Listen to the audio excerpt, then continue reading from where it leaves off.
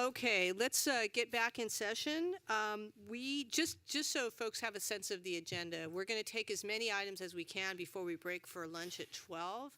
I think we'll be back at 1, and then we will take out of order the Exemplary Program Awards because we understand at least one of the recipients has a flight to catch. So we want to make sure that folks have an opportunity to be acknowledged and they get to receive their awards.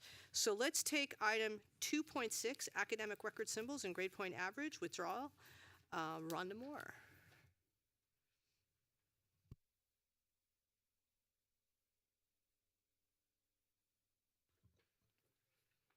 President Estelano, Vice President Epstein, members of the board, and Chancellor Oakley. Thanks for having us here this morning. Laura Hope and I, Vice Chancellor Laura Hope and I are actually going to tag team on this item and another item because I think our names were switched on them. So, Oh, okay. Credit certificates. Yes. Got it. So, as you may recall, we had a first reading of this item at the last board meeting and was already referenced by Vice President Epstein and several of you. We believe that this change, it's the addition of a non-evaluative symbol to the grading scheme, is going to add a great amount of relief to our students, especially those in crisis. We've referenced several times the number of colleges who've experienced natural disasters. Obviously, those things happen to students too. And we also know that our students have a lot of things that happen to them beyond that, outside of their control. This is going to affect students who need to basically withdraw from the course, but that happens a lot of times outside of the time frame in which that is allowed. So an EW would be a non-evaluative symbol that would appear on the student's transcript. There will be a requirement for local districts to adopt some documentation language for the EW, but essentially it'll provide our students, and in particular, not only those who face natural disasters and other health concerns and those kinds of things, but our incarcerated students who are sometimes transferred within correctional facilities without any of their control. And so it'll give them some relief as well. So with that consideration, we'd just like to put this before the board for your discussion and approval. Executive Vice Chancellor, thank you for your presentation. We don't have any speaker cards, right? Okay. Board Member Belatsky, followed by Board Member Walker-Griffin. Just to say again, this is very great because we do need this. We've needed it for a long time. Do you know when this might go into effect? Because I know you have to send it to the Secretary of State and all of that. But do you anticipate like the fall of 2018 maybe? I would defer that to Mr. Forcier for his 30 days. 30 days, okay, so maybe even summer. And will there be a process for wide dissemination to faculty, say by working with the Academic Senate, et cetera, so that people are really up to date and aware? Because sometimes if you send it by email, it doesn't necessarily always work that way.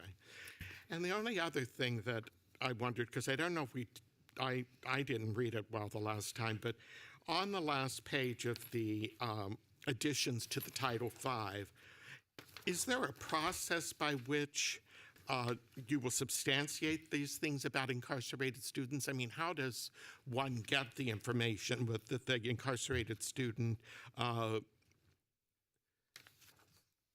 a behavioral violation, or you're going to get that from the prison, or?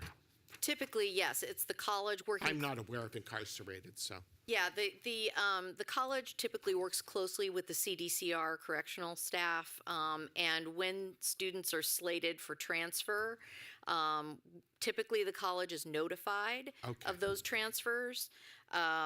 If there are behavioral violations, that's a different process, and that occurs within the correctional facility, not with the college. So there is a notification process that takes place. The other thing that I could anticipate in relation to your comment about dissemination is that we would be working with the league, who typically comes up with recommended language around any changes so that local boards especially with have the some policies assistance. And procedures subscription, yes. Correct. Okay, Board Member Walker-Griffin. I am strongly in favor of this. I've actually been waiting since the last meeting to speak on this. But the reason why I'm strongly in favor of this is because I understand students go through some difficult stuff.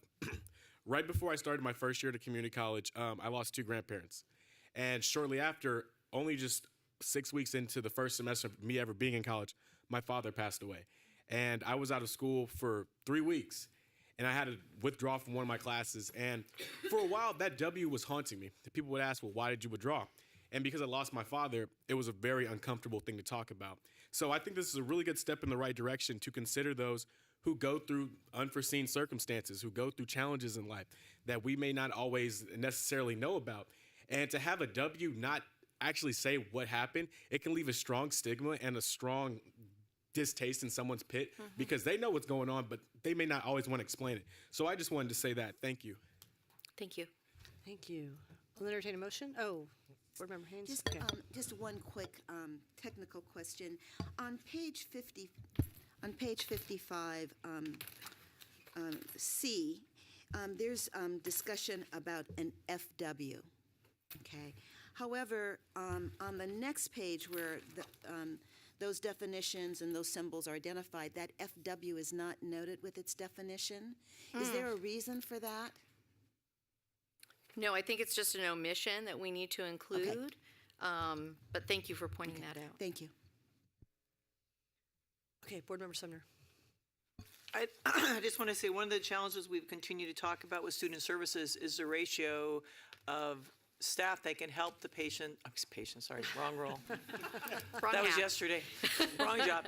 But I mean, to help the students, because we don't really have the proper ratio to really take time to listen to some of these students. So how are we need to make sure we're going to support how we're doing this, so we really get more resources out to the community colleges for that the ratio can be better as far as interviewing these, because you want someone that can openly talk. But remember, when you're doing some of these things, like he said, some of these students may not want to share their story, and that could trigger something else. So we just need to be sensitive to that. So I'm excited to see this, but I just think, once again, we're going to probably need some resources to go out to these community colleges and maybe some special training too.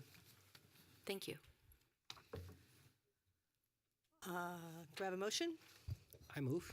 I think I saw Second. Sumner and a second by Fawn. With the correction, The definition of it. yeah, but it's not in here. If you were to add that FW, you'd have to recirculate. Am I not right? Am I correct? So it's a question of whether you'd like to approve it now, or would you like to take another? Okay. Could it not come back as consent? Mr. Leforcier, it is a regulatory change. Which requires an action. So if we were to do an FW, you'd still have to circulate?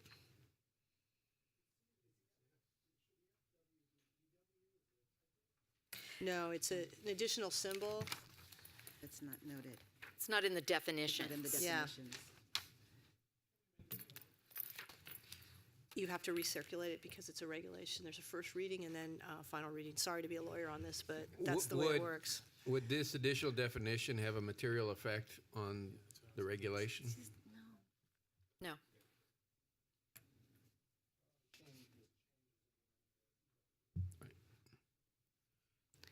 So, Mr. General Counsel, can we include the definition or FW?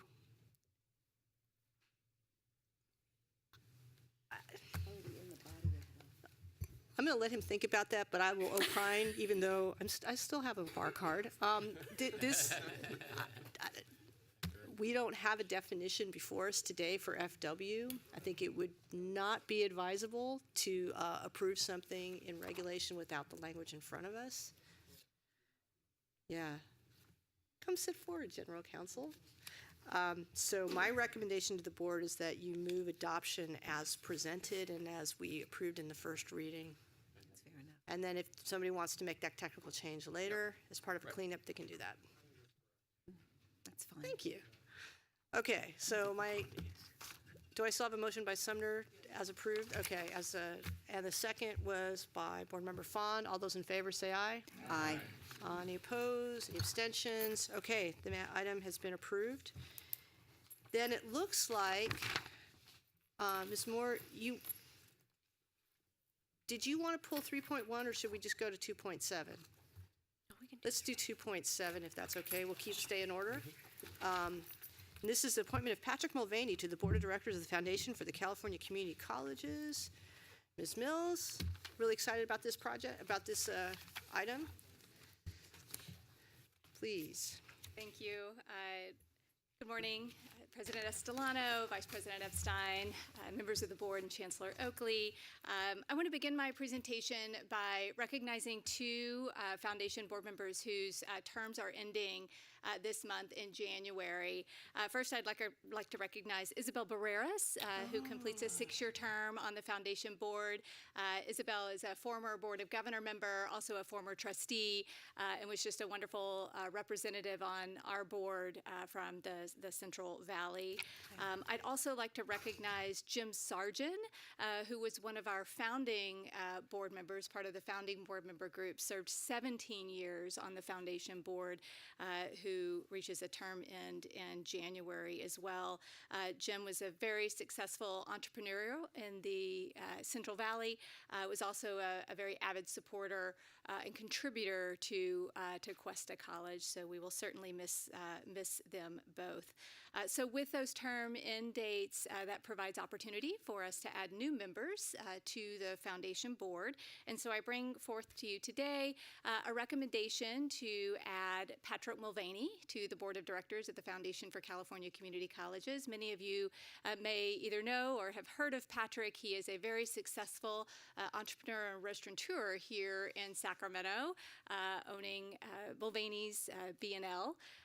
He is very involved in the Farm to Fork movement, very involved not only here in the Sacramento region community, but also at the national level, working on federal food security and other issues of that nature. Patrick expressed interest about a year ago when we were going through an open recruitment process with another board opening, and we invited Patrick to join our programs advisory committee at that time. So Patrick has been serving in that role for the last year and has been very active, attending a number of attending all committee meetings, but also attending a number of events as well in that role. And I think we were both equally excited to bring his nomination forth to you for approval. So that concludes. You know what? Can I say one other thing? So we are also in open recruitment at this time. So we have one open position after we fill this one. We also expect to have another open position in the middle of the year. So we're going through our process now of soliciting nominations. We have a really strong list of nominations at this time, but if you guys are aware of folks that you think might be a good fit for us, please let us know or let Chancellor Oakley know. I want to thank Chancellor Oakley for his participation on our board nominations committee. His input and leadership in our conversations has been really helpful. And then I also want to thank Member Avalos and Member Perry for their current contributions and membership on the foundation board.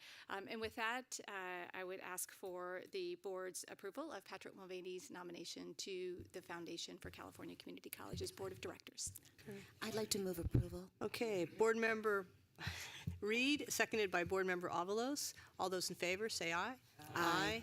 Opposition, abstentions, it passes unanimously. Thank you, Keitha. Thank you.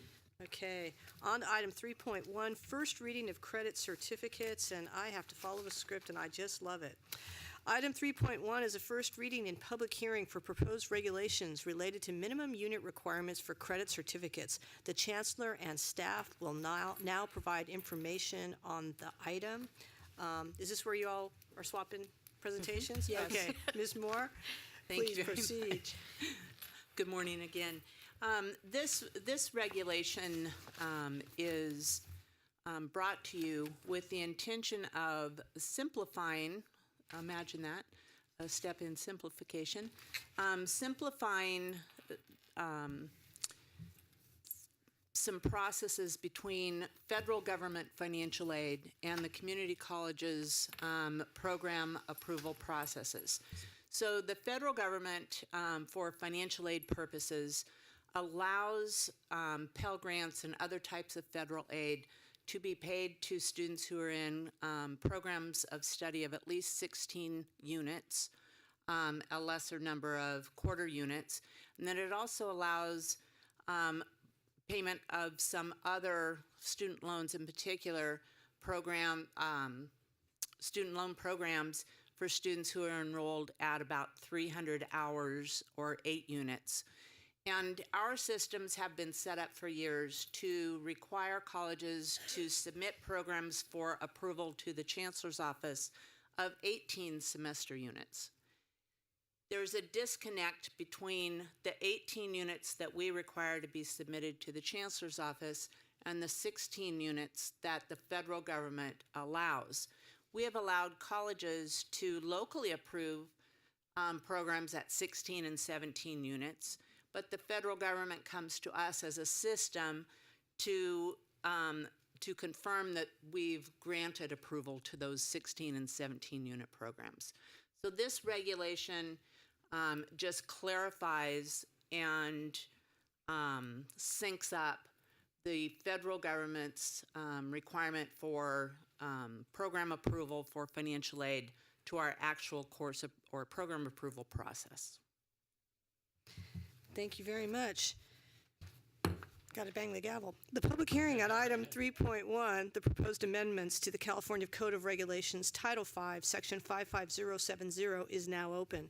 The purpose of the hearing is for the Board of Governors to receive comments and testimony from members of the public regarding the proposed regulations. At this time, the floor is open for comments from the public. Mr. Vice President, I believe we have public comment. We have one commenter, Julie Bruno. If anybody else is interested in making a comment, please fill out a speaker card. Thank you. Ms. Bruno, take it away. Good morning, President Estolano, Chancellor Oakley, board members. The Academic Senate is in support of the Title V regulation change to Section 55070 regarding credit certificates. We are pleased that with these changes that will support students in meeting their educational goals. The Senate would like to recognize the members of California Community College Curriculum Committee for their work in moving these changes forward. 5C. It used to be Systems Advisory Committee on Curriculum, so it's the same group. Thank you. 5C includes representation from the Academic Senate, Chief Instructional Officers, the Chancellor's Office, and the Classified Senate, as well as resource members from organizations such as the Association of Community and Continuing Education. Together, these members are chosen for their extensive expertise with curriculum at the college level and their experiences in assisting, supporting, and teaching students. All of this helps them to advise the Chancellor's Office on curriculum policies and processes that will impact students in colleges. It's an excellent example of consultation at our system level. We are eager to continue working to make additional changes to regulation and in proposed legislation to improve the experiences of our students and the functioning of our systems in colleges. We hope that the same level of consultation will be used to ensure that all perspectives are represented. The expertise of our constituent groups are a wonderful resource for the system, and they have done their work well with this particular one. So we are in full support. Thank you. Thank you. Are there any additional members of the public who would like to speak on this matter? Hearing and seeing none, this public hearing is closed. This concludes the public hearing on this matter. I want to open this up for any comments and questions by members of the board. Board Member Belansky, followed by Board Member Fahn. Just so I ask again, I thought I knew the answer. Moving from 12 to 8 for a low unit certificate, is the 8 units still eligible for financial aid? So my question becomes, as we streamline the process of approval, and maybe at some point in time, certificates of achievement will be approved at the local level, what will we do with the certificate of proficiency? Will we suddenly just kind of scrap it out? Because districts took that on because you didn't have to send them to the state for approval, but they weren't eligible for financial aid. So I'd like to throw that in the mix. I don't think we have a clear sense of what's going to happen with that in the future, except to say there has been discussion, especially at the local level, a lot of interest in sending those to the Chancellor's Office for approval, in part because that means that they can then be transcripted.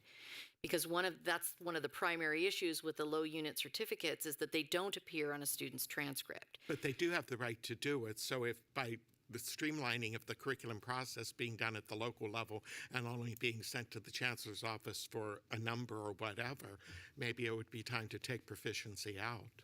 Perhaps.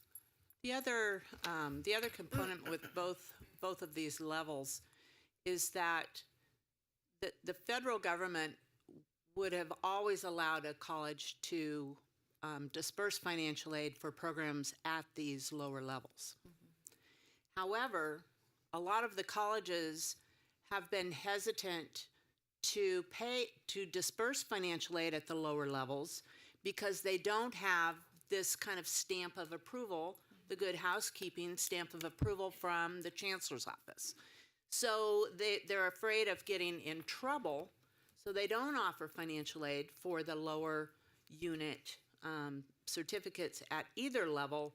This will encourage more colleges to offer federal financial aid to those programs once the Chancellor's office approves them. Thank you. Board Member Fawn. I think my questions have been asked by Joseph. So it really is the terminology here, the certificate of proficiency and certificate of achievement. Even some faculty aren't clear on the distinctions between the two. So that I'm clear, if you are creating a stackable degree which has 9 units or 8 units, then that certificate, which is a low unit certificate, before this item appears here, is considered a certificate of proficiency. And that certificate, before this item, is not eligible for financial aid. Now with this first reading and if approval, then that 9 unit certificate is eligible for financial aid. Is that correct? The 9 unit certificates were always eligible for federal student aid with the local approval process. This just gives that certificate a level of recognition by the state that makes colleges feel more confident that they're not going to be audited and that program isn't going to be found to not be eligible. It's a tough concept to grasp, I think, at the local college level when we're trying to talk to the college financial aid administrators, and then the financial aid administrators are trying to talk to their VPs and Thank you for that, because that's news to me what you just said. When I created 2 semesters or 2 years ago, the 9 units stackable degree certificate, I was told by a few folks that it's not eligible for financial aid. So the financial aid that it's eligible for is a student loan. It's not eligible for a Pell Grant. Oh, okay. So those low unit certificates of proficiency are not eligible for a Pell Grant or supplemental educational opportunity grant. So a lot of colleges don't like to give out loans anyway. So that's probably what they were referencing. Those programs are not eligible for Pell Grant or grant aid. Very well. Let's have a motion. Looking for a motion? That's first reading. Sorry. Okay. Whew. I'm just trying to move it, people. Okay. All right. Thank you, Executive Vice Chancellor Hope and Dr. Moore. And it's almost of the hour at this moment. I don't think we are going to get through another item. So we're going to take a break for lunch. We will be back at 1 o'clock. We'll be recessing into closed session. In our agenda is the matters that we will be discussing in closed session. We'll see you all back at 1. Thank you.